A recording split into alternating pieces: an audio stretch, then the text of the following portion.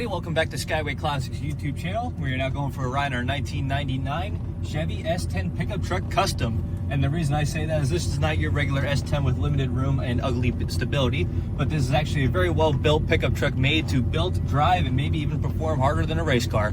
Going to the one we have here, featuring a beautiful shiny teeth white exterior. Of course, you can see being a pickup, it is a two-door with the actual bed, small little bed, but of course you will see that it does have a cover over the top to really keep sure that the bed never conceives condensed water, heat, or all that other stuff. Sorry for that little mishap there, but even so, on the inside of the bed you will see that it does have the fine little liner in there to keep it protected from scratches and all other such. Performing on some very nice 5-spoke Riddler style wheels with the black wall tires. As you can see, I just performed a turn there and they did not rub at all. The reason I like to mention that in my videos is basically because a lot of the cars nowadays, when you add 18 to 20 inch rims on it, they tend to rub, especially on the older vehicles, and harm the body. But of course, we like to show you right now how nice it really is. But some of the other parts include the 2-inch cowl induction hood, nice little stance here, and of course, as we move on to the inside, you will see that it is a 5-speed manual. But of course, I want you to take specifically a look at that, because that is the fine little air ride system where you can adjust your ride height, whether you want to go low, high,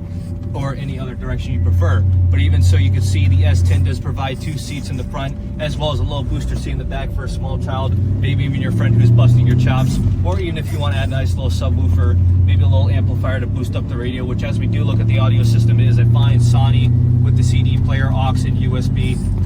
Featuring even so the nice heat on right now because it is 40 degrees and I am complaining like a little girl that it is too cold.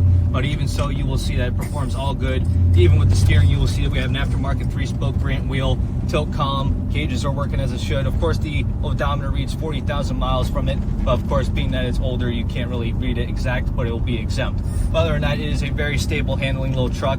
2 aftermarket gauges on the lower side, but that's not the best part. Best part about it is having the LT1 350 underneath the hood. Very powerful motor. In fact, right now we can open up a little bit for you.